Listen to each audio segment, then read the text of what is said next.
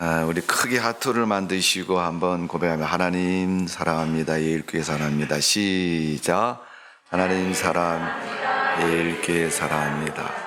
다시 한번 합니다. 목사님 사랑합니다. 옆에 있는 분 가르치면서 사랑합니다. 시작. 아목의 성도님 사랑합니다. 집사님 사랑합니다. 원사님 사랑합니다. 하나님의 은혜가 늘 충만하시기를 바랍니다. 하나님이 우리를 사랑한 것처럼 우리도 사랑을 통해서 하나님을 알게 되고 하나님의 사람으로 살아가는 것입니다. 예수님이 십자가를 지신 것은 죄가 없으신 분으로 십자가를 지신 분입니다.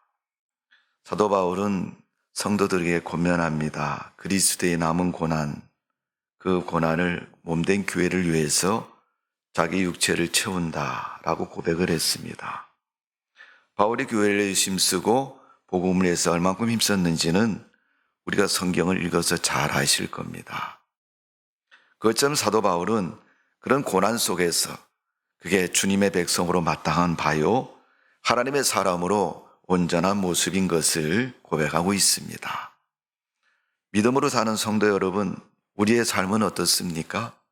하나님께서 정말 원하시는 그런 고난과 기쁨의 삶을 이루고 있습니까? 바울이 골로새서 1장 24절에 보면 나는 이제 너희를 위하여 받은 괴로움을 기뻐하고 그리스도의 남은 고난을 그의 몸된 교회를 위하여 내 육체에 채우노라, 그렇게 고백을 합니다. 괴로움을 기뻐했다. 좋은 것이 아니고 힘든 것을 기뻐한다. 이것은 쉬운 것이 아닙니다.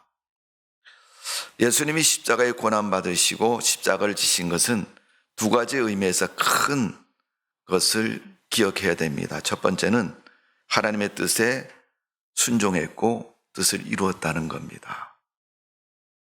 두 번째는 세상을 구원하셨다는 겁니다. 예수님의 십자가는 두 가지의 의미에서 크게 완성되었고 큰 의미를 우리에게 가르쳐주고 있습니다. 그 십자가의 은혜와 사랑을 입은 우리가 세상을 사는 동안 어떻게 사는 것이 성도들이 져야 할 십자가의 삶인가를 말해주고 있습니다. 쉽게 표현하면 믿음으로 사는 것이고, 그 믿음으로 사는 것이 우리 신앙 가운데서 예수님의 십자가의 삶에 비추어서 볼 때 구체적으로 어떻게 살아가는 것이 우리가 살아가야 할 십자가의 삶인가를 가르쳐주고 있습니다. 첫 번째는 우리는 사랑의 십자가를 지면서 세상을 살아가야 된다는 겁니다. 예수님은 제자들에게 오직 사랑을 가르쳐 주셨습니다. 그리고 부활하신 후에도 갈릴리 바다에 고기 잡으러 온 베드로에게 네가 나를 사랑하느냐, 그러면서 뒤에 말씀하신 것이 내 양을 먹이라 치라, 그렇게 명령하셨습니다.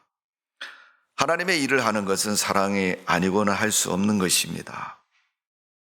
원수들이 핍박하고 핍박자들이 침을 뱉고 고난을 주어도 그것을 감수하며 살아가는 것이 사랑의 힘인 것이고 사랑의 십자가인 것입니다. 내가 하고 싶으면 하고 하기 싫으면 안 하는 것은 사랑의 십자가가 아닙니다. 신앙은 선택이 아니고 절대적인 필수사항입니다. 마태복음 5장 44절에 나는 너희에게 이르노니 너희 원수를 사랑하며 너희를 박해하는 자를 위해 기도하라. 예수님이 제자들에게 하신 말씀입니다. 제자들을 부르시고 그 제자들에게 주어진 사역의 기본적인 믿음의 마음을 또 신앙의 상태를 가르쳐서 말씀하고 있는 것입니다. 믿음 생활, 원수를 사랑하지 않으면 할 수 없는 삶이라는 것. 여러분, 눈에 보이는 것 비판하고 조롱하고 아니다라고 아니면 또 그것에 대해서 부정적인 것을 말하는 것은 세상 사람도 할 수 있는 것이고 누구든지 다 할 수 있는 것입니다. 교회 안 다니는 사람도 바른 이성을 가지고 있으면 누구보다도 대단한 소리를 할 수 있는 것이 세상의 이론이고 논리인 것입니다. 그러나 내가 그 속에 있는 진정한 마음과 사랑을 안다면 어쩌면 내가 하는 소리가 왜곡되고 그릇된 소리일 수도 있습니다. 그러나 그 속에 근본적으로 있는 건 바로 사랑에 기인하는 모습인 것을 볼 수가 있습니다. 성경에서 가장 지혜의 왕은 솔로몬 왕입니다. 어느 날 솔로몬 왕이 얼마나 지혜로운가를 성경은 이런 이야기를 기록하고 있습니다. 어떤 아이를 두고 두 여인이 다툽니다. 서로 내 아이라고. 그래서 판사가 판결하기를 야 이거 난감하다. 서로 자기 아이라고 얘기하니까 드라마에 보니까 상대방을 얼마나 잘 알고 있는 네 아이라면 네 아이에게 특별한 점이 있으면 얘기 한번 해봐라. 엉덩이에 점이 있다든가 아니면 겨드랑이에 뭐가 있다든가 은밀한 곳을 가르쳐서 알고 있는 사람이 너가 진짜다 이렇게 판별할 수도 있지만은 아무리 봐도 판결할 수 없으니까 판사가 결론을 뭐라고 하면 이 아이를 반짝 해가지고 하나씩 나눠줘라. 그랬더니 한 여인이 뭐라고 그러냐 하면 안 됩니다. 쟤는 내 아이가 아닙니다. 그렇게 포기를 합니다. 그 모습을 보면 솔로몬이 진짜 이 아이의 엄마는 포기한 저 여인이 아이의 엄마다. 이렇게 판결을 합니다. 이거는 아이를 반 나누라고 했을 때 아이가 죽는 것은 뻔한 것이고 또 그 죽는 아이를 볼 수 없는 엄마의 포기는 사랑의 마음인 것입니다. 예수님이 십자가에 못 박히실 때 하늘도 깜깜해졌고 어두워졌습니다. 저는 늘 그 말씀을 묵상할 때마다 하나님도 얼마나 가슴이 아프시고 괴롭고 힘드시면 차라리 안 보는 것이 낫겠다고 생각하시고 그렇게 깜깜하게 세상을 만드셨을까? 어둠이 임하는 세상을 만드셨을까? 성경에 여러분 어둠이 임할 때는 두 가지 역사가 일어납니다. 심판의 역사와 하나님의 사랑의 역사입니다. 그러나 하나님이 보이신 것은 사랑의 역사인 겁니다. 우리가 어떤 것을 보고 용납하는 것은 몰라서 용납할 때도 있지만 알고 용납하는 것은 그것을 사랑하는 마음 때문에 용서하고 용납하는 것입니다. 오늘 하나님의 은혜를 아는 성도라면 세상을 사는 동안 우리가 사랑의 마음을 가지고 살아가는 것입니다. 오죽하면 하나님께서 오늘 집사님도 기도하셨지만 자기 눈에 들보는 보지 못하면서 남의 눈에 티를 보고 손가락질하고 비판하고 틀렸다고 말하고 이야기하는 것. 내가 하면 저렇게 하지 않는데. 여러분, 정말 예수님의 십자가는 사랑의 십자가이기 때문에 예수 믿는 성도라면 하나님의 그 사랑을 은혜로 받아들인 사람이라면 그 마음 가지고 세상을 살아가는 성도가 되어야 될 줄로 믿습니다. 그게 사랑으로 사는 것이 주님의 십자가를 아는 성도의 모습이고 그 모습대로 살아가는 것입니다. 누가복음 22장 50절에서 51절의 말씀을 보면 예수님께서 그런 모습을 보이셨습니다. 예수님을 핍박하고 조롱하는 또 예수님을 팔아버리고 예수님을 향해서 모진 것을 가하는 그 모습을 본 베드로가 화가 나서 칼을 뽑아갖고 귀를 팍 잘랐더니 그 말고의 귀가 떨어졌습니다. 그때 예수님이 그 귀를 주워서 붙여주시면서 칼을 쓰지 말아라. 그 베드로에게 사랑의 검을 쓰라는 것이고 용서의 검을 쓰라는 것입니다. 오늘 여러분 우리가 뭔가 세상을 살면서 내가 칼을 써야 할 때 칼을 쓰지 않고 사랑의 검을 쓸 수 있는 믿음의 사람 되시기를 주님의 이름으로 축원합니다. 결코 쉬운 일은 아닐 것입니다. 그러나 그 쉽지 않은 것을 쓰는 사람이 진정한 복음과 그리스도의 십자가를 아는 또 그 사랑으로 사는 성도의 모습인 것을 분명하게 가르쳐주고 있습니다. 요한복음 15장 13절에 보면 사람이 친구를 위하여 자기 목숨을 버리면 이보다 더 큰 사랑이 없나니. 사람들은 표창장을 주고 의로운 사람이라고 말합니다. 가끔 나오잖아요, 여러분, 뉴스에. 지하철이 들어오는데 사람이 떨어졌는데 그를 뛰어들어서 건지고 목숨을 살리는 그 의로운 시민상도 받기도 하고 또 그 모습을 칭찬하고 높입니다. 오늘 그리스도의 사랑, 로마서 5장 8절에 보면 우리가 죄인 되었을 때 우리를 위해서 죽으심으로 하나님에 대한 사랑을 나타내시고 보이신 예수님의 그 사랑처럼 우리가 세상 사는 동안 사랑의 십자가를 지고 살아가는 성도가 되어야 될 줄로 믿습니다. 그게 하나님의 사람의 삶이고 모습이라는 것을 십자가를 통해서 가르쳐주고 있습니다. 두 번째는 성도들이 살아가야 할 삶의 모습은 헌신의 십자가를 지고 살아가는 모습인 것입니다. 마가복음 8장 34절에 보면 아무든지 나를 따라오거든 자기를 부인하고 자기 십자가를 지고 나를 쫓으라 그렇게 말씀하셨습니다. 오늘 본문에도 보면 마태복음 16장 24절에도 보면 예수께서 제자들에게 이르시되 누구든지 나를 따라오거든 자기를 부인하고 자기 십자가를 지고 나를 따를 것이니라. 자기를 부인하고 십자가를 지고 주님을 따르라고 말하고 있습니다. 오늘 예수님께서 복음을 가르치시고 복음을 전하실 때 어떤 젊은 청년이 예수님께 와서 묻습니다. 예수님 어떻게 영생을 얻습니까?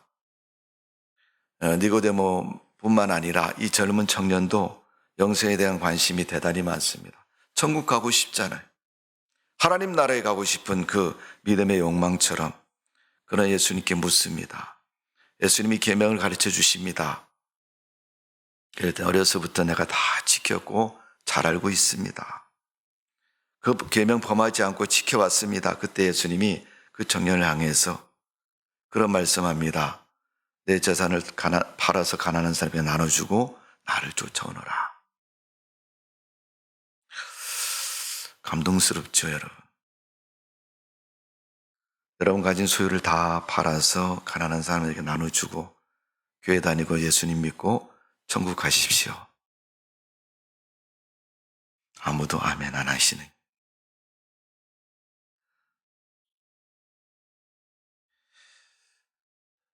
그렇게 안 하면 천국 못 갑니다. 그러면은 어떻게 하실래요? 그래도 아멘 안 하시겠습니까? 그럼 천국이 얼마나 소중하고 귀하다고 생각하십니까? 천국 여러분, 주님이 지신 십자가와 의미를 동등한 위치에 놓고 본다면 과연 내가 하나님 나라 갈 수 있는 자격이 있을까? 그런 십자가의 삶을 살고 있는가를 돌아보면 우리의 십자가의, 우리의 신앙의 모습이 보일 것입니다. 헌신의 십자가는 나를 위해서 사는 게 아니고 상대를 위해서 사는 거예요. 예수님도 하나님을 위해서 헌신된 십자가를 지신 것입니다. 예수님을 따라감에 있어서 믿음의 삶을 살아가는 데 있어서 자기를 부인하고 자기 십자가를 지고 따라간다. 신앙의 방해 요소나 신앙의 어려운 문제들을 다 그것을 나의 십자가라고 여기고 다 받아들이고 배척하지 않고 그거 아니야라고 부인하지 않고 따라가는 것이 자기 십자가를 지고 있는 모습인 것입니다. 어쩌면 그런 모습인지도 모르겠어요. 애들이 하도 말을 안 듣니까 아유 내가 저걸 나갔고 소울 그지그지 쏘가 이러면서 아이를 보고 막 자책하는 그 부모의 마음처럼 내가 왜 교회를 다니고 하나님을 믿어가지고 이게 이런 꼴을 다 보면서 교회를 다녀야 되고 용서해야 되고 사랑을 베풀어야 되고 해야 되는가? 어쩌면 신앙생활에 회의를 느낄 만큼 고통스러운 문제가 우리를 찾아온다 할지라도 그 문제를 내 것으로 여기고 감당해야 할 것으로 여기고 그것을 다 짊어지고 나는 아무도 잘못도 하지 않았는데 남들이 나보고 다 손가락질하고 잘못됐다고 얘기하니까 그것마저도 감당한 것이 예수님의 십자가의 모습이고 예수님은 그런 십자가를 지고 우리로 하여금 주님을 따라오라고 말씀하고 있습니다. 우리 여전도에서 주변에 있는 사람들에게 우리 교회를 알리기 위해서 전도지를 넣었더니 주보를 이렇게 돌립니다마는 꼭 그때마다 저한테 전화가 와요. 전화를 딱 받으면 뭐라 그러냐면, 목사님 되십니까? 예, 그런데요. 아니, 주부를 교회에다 넣으면 어떻게 합니까? 그래요. 자, 죄송합니다. 교회인지 모르고 넣겠죠. 아마도 교회인지 가정집인지 구분이 안 돼서 물론 여전대원들이 넣으신 것 같아요. 그러는 순간 제가 전화를 끊고 나서, 아니, 그거 좀 넣을 수도 있지 뭘 그걸 가지고 전화를 그렇게 하냐고.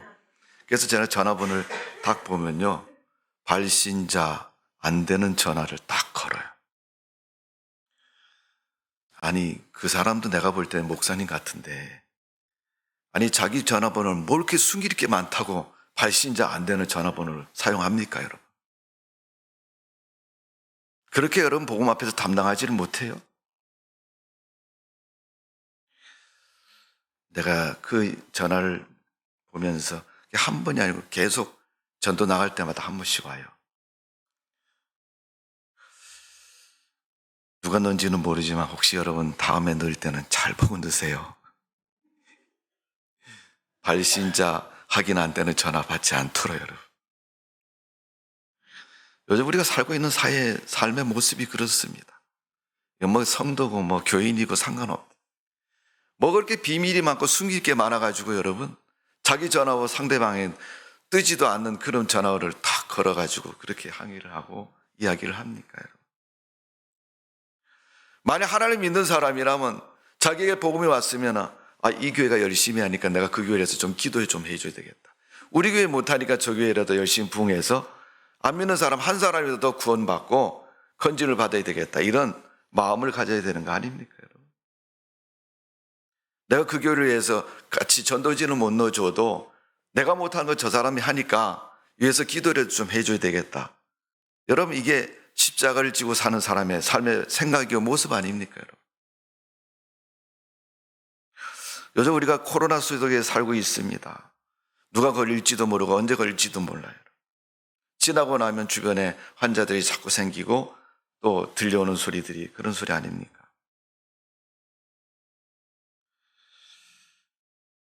아주 못된 심보를 가졌다면 내가 싫어하는 사람이 코로나가 잘 됐다 X 하면서 말할지 모르겠지만은 정말 진정으로 사랑의 마음을 가지고 헌신의 마음을 갖고 사는 사람, 상대방이 잘 되기를 바라고 그의 십자가와 그의 삶이 주 안에서 복된 믿음이 되기를 원하고 살아가는 성도일 것입니다. 십자가를 진다는 것은 자기 뜻을 위해서 자신이 죽고 하나님의 일을 위해서 헌신하는 것을 십자가를 진 사람, 헌신적인 믿음의 사람의 모습이 되는 것을 볼 수 있습니다. 마태복음 8장 35절은 누구든지 제 목숨을 구원코자 하면 잃을 것이요 누구든지 나의 복음을 위하여 제 목숨을 잃으면 구원을 얻으리라. 예수님께서 보장하신 말씀입니다. 우리의 목숨 내가 지키지 마시고 주님이 지켜주시기를 믿음으로 소망하며 믿음으로 살아가는 성도가 되시기를 주님의 이름으로 축복을 드립니다. 자, 오늘 본문 25절에 보면 누구든지 제 목숨을 구원코자 하면 잃을 것이요 누구든지 나를 위하여 제 목숨을 잃으면 찾으리라. 내 목숨 내가 좀 찾고 사십시오, 여러분. 언제 죽을지 모르고 벌벌벌벌 떠는 그런 목숨이 아니고 오늘 말씀하고 있잖아요, 여러분. 목숨을 잃으면 오히려 찾으리라 그랬어요. 오늘 여러분 우리 목숨 우리가 찾고 사는 성도가 되십시오.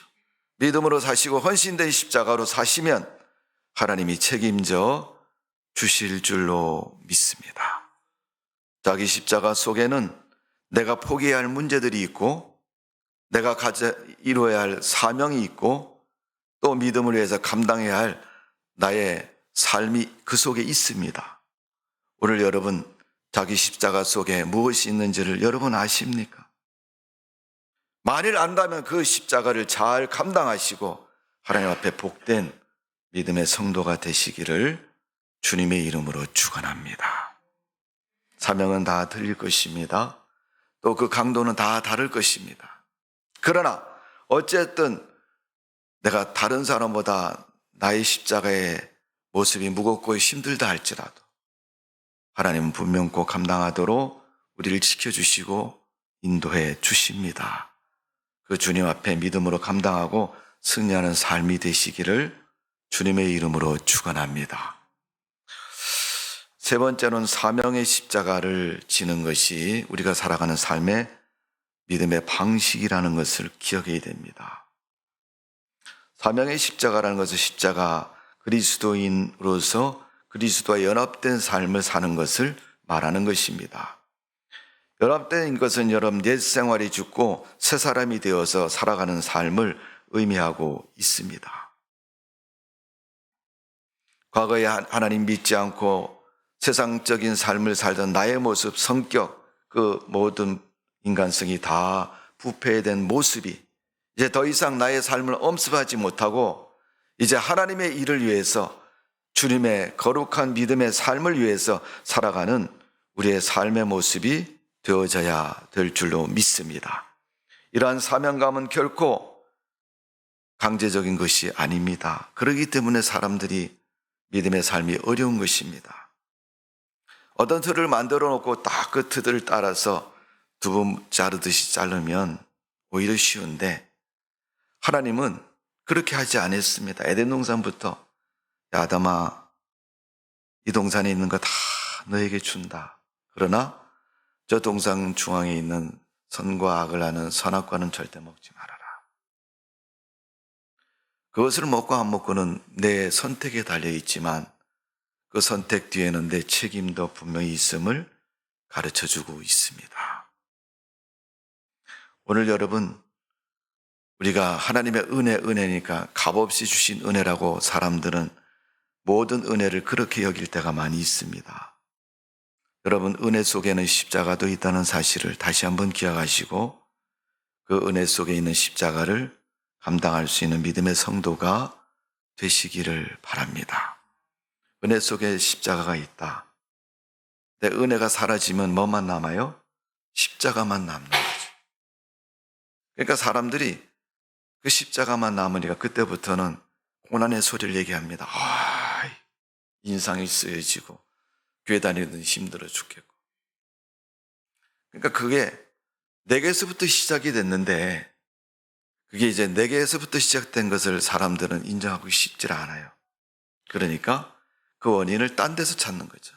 나 외에 다른 바깥에서 찾는 거예요. 그 집사님 밥맛이야. 이렇게 나오고 있어서 요새 우리 목사님 왜 그래? 너무 잘생겼잖아? 왜 안 웃으셔요? 예. 그렇게 하면 괜찮은데, 우리 목사님 요새 인상이 똥상이야. 부터 시작해가지고, 모든 것이 다 바깥으로부터 주변에 있는 것부터 나에게 주어져서 내가 신앙생활을 마치 못하는 이유가 되고 원인이 되는 거죠.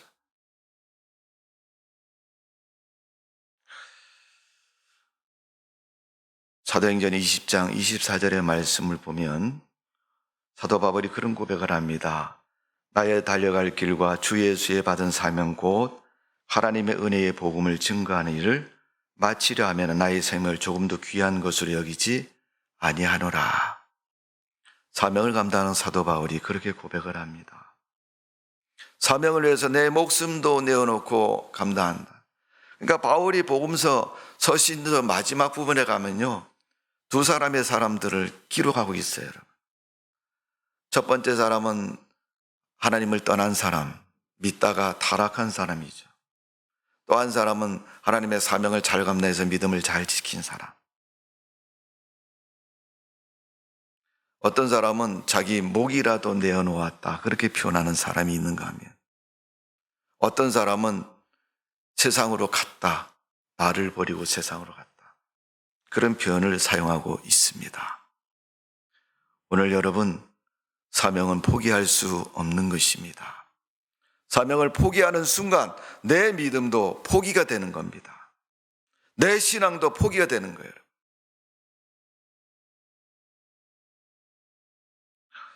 내가 포기하고 싶을 때 포기하면 내가 포기이기 때문에 당연한 것으로 받아들이지만, 예를 들어서 인위적으로 포기가 되어야 될 상황이 되면 그 포기 앞에서 자기 두려움 속에 빠지는 겁니다. 예를 들면 이제 우리가 직업을 갖고 있는 사람들이지 않습니까? 직장을 다니다가 나이가 돼서 퇴직을 한다든가, 또 나이가 돼서 그만둬야 할 때가 되어서 인위적으로 그만두고 나면 사람들이 무료해지고 또 자기 자책이 되고 또 우울증에 걸리고 또 자기 삶이 힘들어집니다. 죽을 때까지 그 일을 계속 연장해서 하면은 괜찮은데, 때가 되어서 포기돼야 할 그런 나이가 돼서 포기가 되면 더 이상 진행할 수 없는 그런 상황과 그런 커트라인에 걸려서 이제 그만두게 되면 그때부터는 그 일에 대해서 무례한 삶이 되어지고 마는 거예요. 여러분, 신앙생활 열심히 충성하고 봉사하던 사람이 안 해보십시오. 그때부터는 귀에 들리는 소리가 다 불신의 소리만 들리고, 또 하나님의 은혜를 언제 받았는가 싶을 정도로 그 신앙이 아주 나락으로 떨어지는 겁니다. 오늘 우리가 그릇된 신앙이 되지 않기 위해서, 실족하는 신앙이 되지 않기 위해서는 내게 주어진 하나님의 은혜와 사명을 붙잡고 달려갈 길을 달려가야 되는, 바울이 그렇게 고백하고 있는 겁니다. 바울은 여러분 개척교회가 좋아서 다니면서 복음을 전했고 개척만 했겠어요, 여러분? 하나님이 선히 인도하셨고 되게 하셨으니까 그 길을 계속 죽어나 사나 가는 것입니다. 그리고 아굴라와 브리스길라를 만난 후에 사도 바울이 사도행전에 보면 비전을 밝히는데, 내가 로마까지 가야 되겠다라고 말했고, 내가 황제 옆에 복음을 전해야 되겠다, 그렇게 설정을 하고 기도를 합니다. 사도행전 28장에 27장에 보면 바울이 로마로 가는 길을 지중해를 건너면서 수리로 이야기를 하고 있습니다. 유라굴라라는 큰 광풍 앞에서도 바울 때문에 배가 파손되지만은 한 사람도 죽지 않고 다 살아남, 하나님의 역사하고 하나님의 일인 것을 보여주고 있습니다. 그가 로마에 도착해서 황제 앞에서 담대히 복음을 증거하고 그의 인생을 마감하는 복음의 여정을 성경은 기록하고 있습니다. 바울이 그 사명을 감당하면서 마지막으로 고백하는 것이, 하나님이 내게 주신 이 사명을 다 이루기까지 내가 그 길을 변함없이 끊임없이 가겠다. 내가 교회에 심무하는 목사로서 하나님의 사명을 감당한다면 70살 되면 끝나야 될 것입니다. 그러나 내가 십자가의 복음을 일생 동안 안 믿는 사람에게 전하겠다고 목표를 정하고 기도하고 살아가면 하나님이 죽는 순간까지 그 사명을 이루도록 그를 쓰실 것입니다.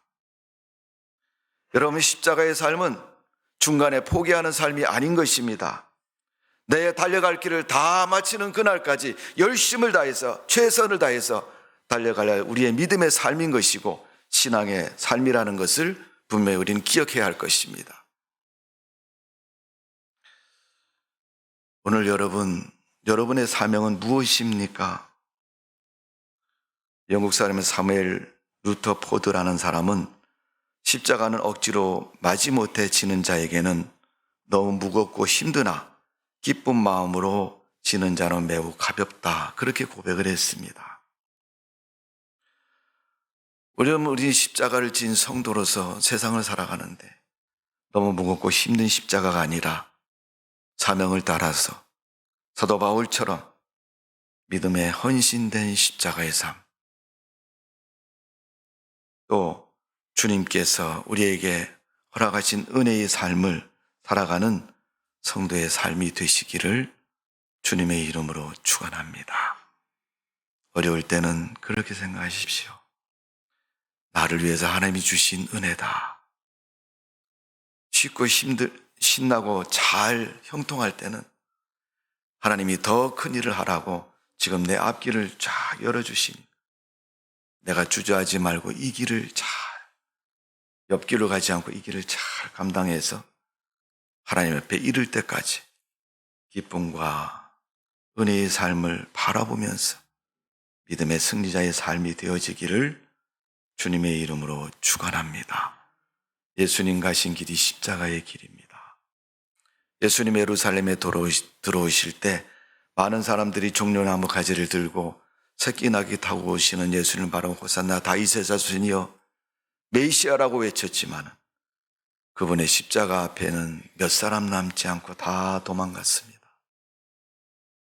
우리의 믿음이 도망가는 믿음이 아니라 그 십자가 밑에 무릎 꿇고 주님 앞에 기도하며 주님의 부활을 기다리는 그 믿음의 성도처럼 이번 한 주간 동안 여러분 고난 주간인데 내가 지금까지 교회 다니고 하나님을 믿어오면서 내가 겪어야 했던 고난, 감당하지 못했던 고난 생각해 보시고 무엇을 해야 예수님의 고난에 동참할 수 있을까?